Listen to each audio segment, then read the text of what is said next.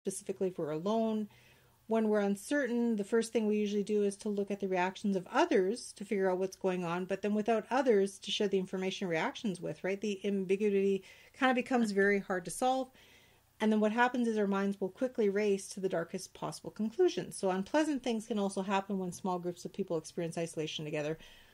Much of what we know in this phenomenon has gathered from observing the experiences of volunteers, I guess, in Antarctica. Can you imagine that? Doing experiments in Antarctica? That's so isolated, right? Because what was that little meme I posted there about, I didn't share it online, but with you personally, like, oh my God. I forgot it. I vaguely remember it. Yeah. I vaguely remember it. Did they really want to eat those people? Oh, yeah. Sorry, that's so bad. But you know what I mean? Like, they're isolated and they're all by themselves, and it's like, do you start hating each other? It's like same with like all the shows where you have people that are like stuck together and they start offing each other because they just can't handle the single isolation of the situation. Yeah, my son was totally obsessed, and I tried to watch it, and I didn't like it because it had a noir feel to it. It was called The Lighthouse. It was with the sparkly vampire there, Robert Pattinson, and that, what's his name? Is it John DeVoe? That really weird, freaky-looking actor that was in Spider-Man. He's been in a few other movies. Anyway, and it was black and white. I think it was up for, like, some kind of award or whatever. And, like, he was obsessive with watching it. He went to the theater 2 or 3 times with friends to see it, and then he rented it. I tried to yeah, seriously. I tried to watch it with him, and I had no interest in it. It was a very noir type of... It's dark. Yeah. Like, emotionally dark movie? Well, it was like just the whole isolation thing. 2 gentlemen trapped in a lighthouse, but that was their job for 6 months at a time. You know what I mean? And, you know, their minds started playing on them and stuff. So, and this... some of those movies make the best movies, though. It's like you don't need a bunch of actors. You need, like, but, I mean, 2 people, I isolation, and know. an unknown factor, right? But, like, they had work to do around the lighthouse, and, like, there was, like, this menacing-looking seagull just standing there between Robert Pattinson and the door, and then the camera focuses on Robert Pattinson. Then this evil seagull sitting there, and then Robert Pattinson. Are you kidding me? Like, I'm sorry. Like, to me, it didn't it didn't really frame there are better panic. Movies out there. No, it just about isolation than that. But I mean, it was such an artistic. It was supposed to be the whole, man against element, man against beast, the disrespecting of nature, blah blah blah, right? But I mean, this is like this article that I'm reading on this psychpost.org or scipost.org, like. This Antarctica example, it says the extreme temperatures, right? Long periods of darkness, right? Oh, you have these alien-esque landscapes, like near darkness all the time, severely reduced sensory input. It gives you that laboratory feel, right? Like the effects of isolation and confinement, right? So I guess... Especially without sun. You need your vitamin D to be happy, for sure, too, because which really sucks, right? Your sleep patterns are thrown off, right? They felt that the volunteers experienced changes in the appetite because their internal clock was off, right? Some were being they stopped being able to accurately track the passage of time, because they were able to concentrate. I already have trouble doing that, and I have night and day like on a regular basis, but it's still like, what the hell day is it now? Right. Sometimes. And then there's boredom. Right? There's boredom for being around the same people with limited resources and entertainment, right? So you're ended up... Yeah. It causes a lot of stress. And then, people's mannerisms become annoying. Like, can you stop fucking breathing? Yeah, exactly. Probably not the best thing to say to your spouse, but... So, I mean, like you're in a bubble. Like you're in this eternal bubble. So when they did these experiments... Now, here's my favorite part of the article because it says... This causes people to see ghosts. Ooh, oh, hell yeah. Right? So the strangest thing that can happen to somebody in isolation, the experience of the sense presence or the feeling that another person or even a supernatural being is with us. Oh, for sure. Sense presences, there's the Merlot talking.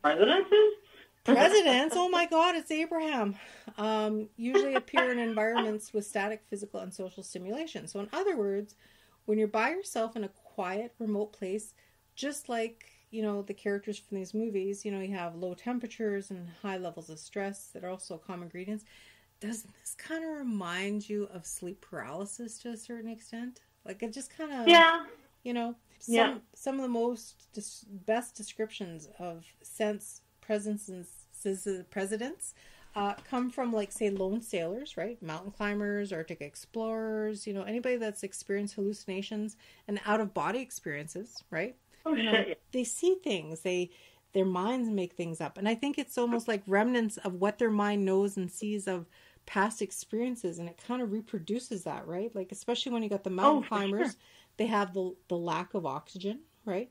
They have monotonous stimulation or buildup of hormones. It can trigger, like, changes in your body chemistry that induce, like, altered states of consciousness. And, you know, like, there's all this stuff that comes into play. So although sensed presences, like ghosts, seeing ghosts, are most frequently reported by people in weird or dangerous places, it's not unreasonable to assume that such experiences can happen in more mundane surroundings. You know, like you see those movies, right, where people are put in parallel experiences, like, you know, maybe they're being kidnapped or they're locked somewhere and their mind starts going. And then they start building the same jail cell as somebody else or whatever, right? Or they see in these movies, right? They see a visit from a recently departed relative or friend, you know what I mean? And then they have these conversations. It can trigger. Do you think that's real, or do you think that's just something their mind has made up?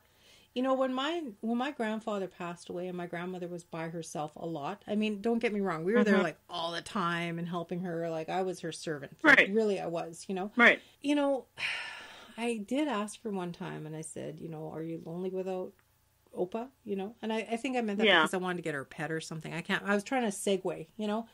And then she says, I talk to him when I need to talk to him, so I didn't know how to take that.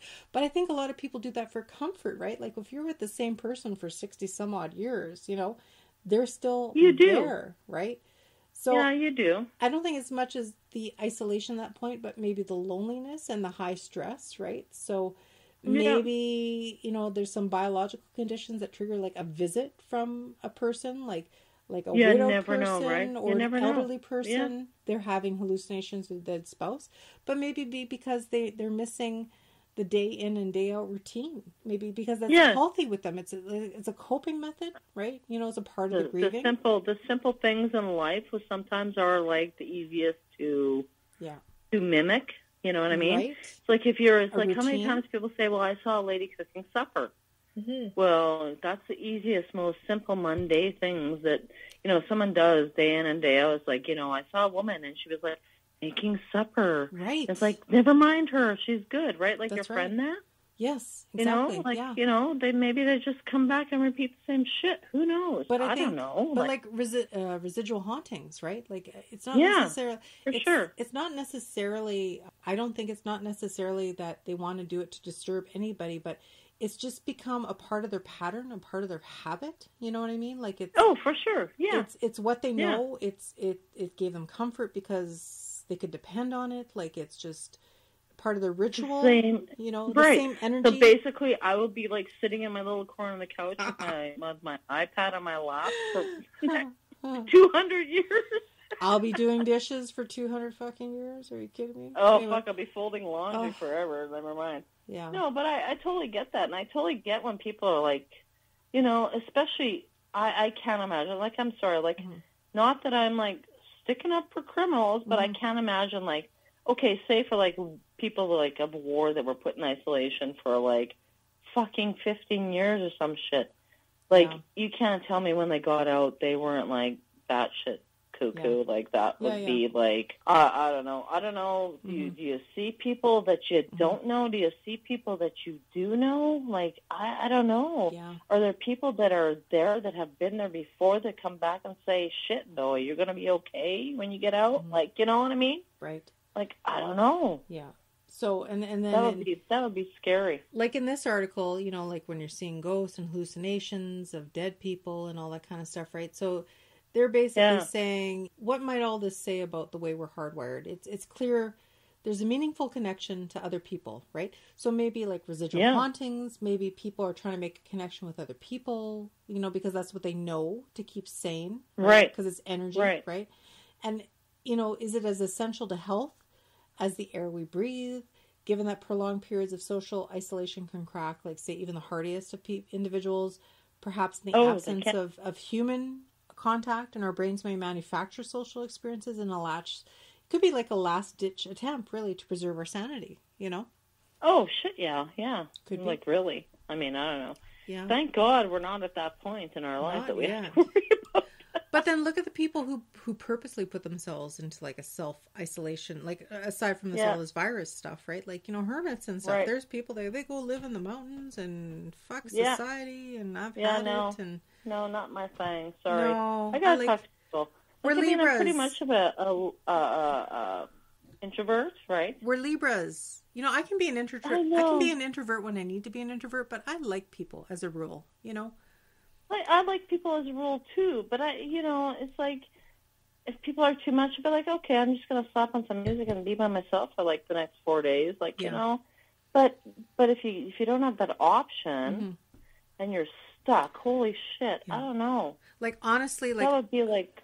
Say for me, because I started a new position where I am, right?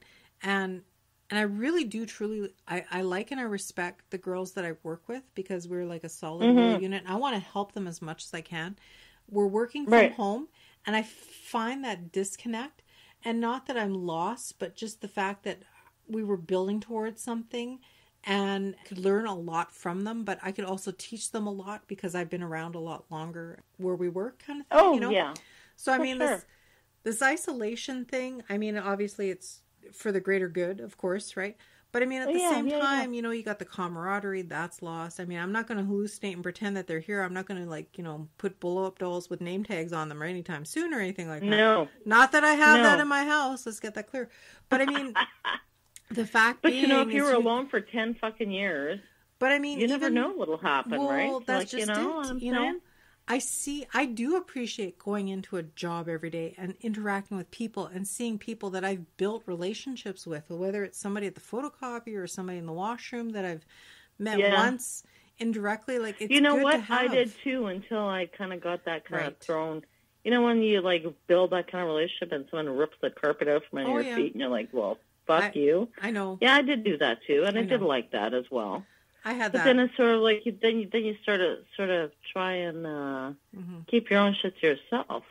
But I'm going to throw one back there when you were talking about, you know, when people look to other people for, like you're saying, you know, if you think you're seeing something and you check on someone else's reaction. Right. Do you know what I mean? Yeah. When you're in isolation. Yeah. I don't know how many times I'll sit on the couch and I'll be like, I'll hear something. And I'll look up, and if my cat is around and they're like looking too, then I'm like, then I get my wires are up.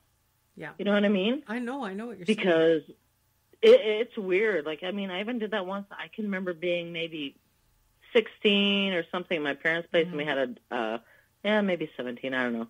We had a little wiener dog. I loved her. She was a little awesome little thing, but frick, I'm sitting there downstairs, and I heard this noise, and my dog freaked out. Right. And I freaked out. Yeah. And I'm like, okay, my dog's freaking and I'm freaking. I'm going to go hide now. Resort. Like, seriously. Yeah. Like, you know, it may not have to be a human person that is reacting to some weird shit. But you want validation. Yeah. Yeah. Like, you know, and if your animals are scared by it, because truthfully, your animals hear all this shit all the time. And either it's like, for me, my cats, is the birds tweeting in the tree and they're running off. But I mean, for them to look at something and they're going, what the fuck is that? And you know that look. For me, right? For me, it's and I'm like, it's okay, the dog. Maybe I should be thinking, what the fuck is that? The dog looks at me and I'm like, is it the fucking rabbit again? Go kill that fucking rabbit. No, I'm just kidding. I don't want her killing any rabbits. I don't have a dog. You can see rabbits. You can even see. I got weird cats that like look at shit and but the sometimes reaction, stare at walls, and I'm like, I know. But the reaction on their face, like even dogs and cats, you can tell by what's good and not good, you know? Like, I can hear my dog barking on the deck. If she's barking on the deck or barking in the yard, usually if she's barking on the deck, there's something that's freaked her out and she's got that certain bark, and I'm like, oh, there's some shit going on out there that she does not like. And I will respect that and I trust that. Whether it's whether it's like a random plastic bag that's like, you know, wrapping itself around a fence post, she still doesn't like that shit. And I agree with her. Like, that's not right. So that's good. So she knows what's right and what's not right. So, I mean, I can differentiate her bark between like